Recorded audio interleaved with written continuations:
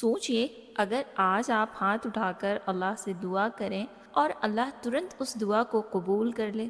ہر انسان کی زندگی میں کچھ نہ کچھ پریشانی ہوتی ہے، کوئی رزق کے لیے دعا کرتا ہے، کوئی صحت کے لیے، کوئی اپنی فیملی کی خوشی کے لیے اور کوئی اپنے گناہوں کی معافی کے لیے۔ لیکن کیا آپ جانتے ہیں کہ اسلام میں کچھ ایسے لوگ ہیں جن کی دعا کبھی رد نہیں ہوتی؟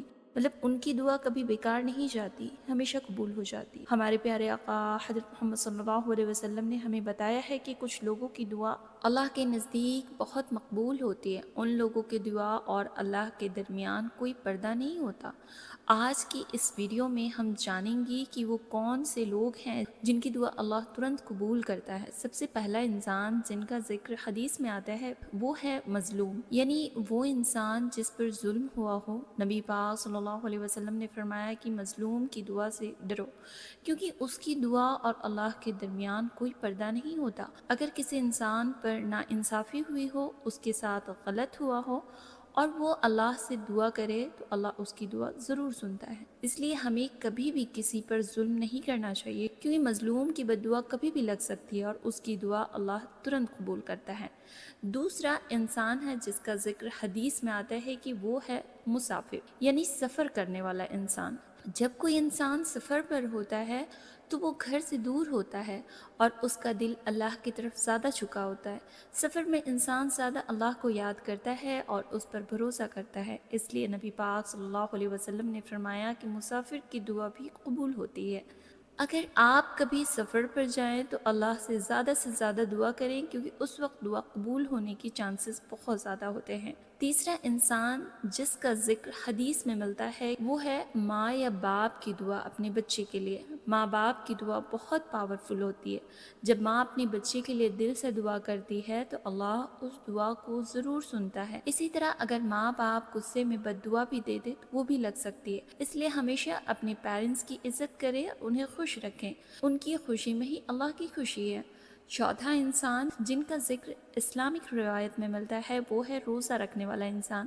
خاص کر افطار کے وقت نبی پاک صلی اللہ علیہ وسلم نے فرمایا کہ روزہ رکھنے والے کی دعا افطار کے وقت رد نہیں ہوتی، یعنی اس کی دعا کی قبولیت ہو جاتی ہے۔ جب انسان پورا دن بھوکا پیاسا رہ کر صرف اللہ کی خوشی کے لیے روزہ رکھتا ہے اور پھر افطار سے پہلے دعا کرتا ہے تو اللہ اس دعا کو بہت پسند کرتا ہے۔ اس لیے رمضان کے مہینے میں اور روزہ کے دوران افطار سے پہلے ضرور دعا کرنی چاہیے۔ پانچواں انسان جن کا ذکر ملتا ہے وہ ہے وہ بندہ جو رات کے وقت تہجد کے لیے اٹھتا ہے۔ تہجد کی نماز اسلام میں بہت خاص مقام رکھتی ہے۔ جب زیادہ لوگ سو رہے ہوتے ہیں اور کوئی بندہ صرف اللہ کی خوشی کے لیے اٹھ کر نماز پڑھتا ہے اور دعائیں کرتا ہے تو اللہ اس کی دعا کو بہت پسند کرتا ہے۔ حدیث میں آتا ہے کہ رات کے آخری حصے میں اللہ اپنے بندوں کو پکارتا ہے اور کہتا ہے کیا کوئی ہے مجھ سے دعا کرنے والا تاکہ میں اس کی دعا قبول کروں۔ یہ وقت دعا کے لیے بہت خاص ہوتی ہے۔ اس کے علاوہ ایک اور انسان ہے جن کا ذکر ملتا ہے اور وہ ہے انصاف کرنے والا حاکم یا لیڈر۔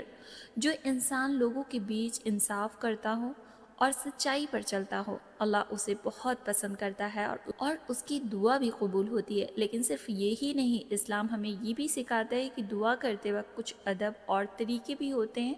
اگر انسان حلال رزق کھاتا ہو، دل سے دعا کرتا اور اللہ پر پورا یقین رکھتا ہو تو اس کی دعا قبول ہونے کی چانسز بہت زیادہ بڑھ جاتے ہیں۔ سب سے ضروری بات یہ ہے کہ انسان کو کبھی بھی اللہ سے مایوس نہیں ہونا چاہیے۔ کبھی کبھی ایسا ہوتا ہے کہ ہم دعا کرتے ہیں اور ہمیں لگتا ہے کہ دعا قبول نہیں ہوئی، لیکن اصل میں اللہ ہر دعا کو سنتا ہے۔ کبھی اللہ ترنت دعا قبول کر لیتا ہے، کبھی اس کے بعد کے لیے رکھ دیتا ہے اور کبھی اس دعا کے بدلے کسی بڑی مصیبت کو ٹال دیتا ہے۔ اس لیے ہمیشہ اللہ سے دعا کرتے رہنا چاہیے۔ دعا ایک مومن کا سب سے بڑا ہتھیار ہے۔ جب انسان سچے دل سے اللہ کو پکارتا ہے تو اللہ اس کی آواز ضرور سنتا ہے۔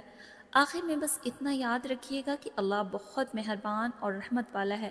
وہ اپنے بندوں کی ہر بات جانتا ہے اور اس کی دعا ضرور سنتا ہے۔ اگر ہم سچے دل سے اللہ کو پکاریں گے تو اللہ ہمیں کبھی نراش نہیں کرے گا۔ اگر آپ چاہتے ہیں کہ آپ کی دعا بھی اللہ کے نزدیک قبول ہو تو اپنی زندگی میں سچائی، انصاف اور اللہ کی عبادت کو جگہ دیں۔ آپ اپنے پیرنٹس کی خدمت کریں، کسی پر ظلم نہ کریں اور اللہ پر پورا بھروسہ رکھیں۔ اللہ سے دعا کریں کہ وہ ہم سب کی دعاؤں کو قبول کرے اور ہمیں ہمیشہ سیدھے راستے پر چلنے کی توفیق دے۔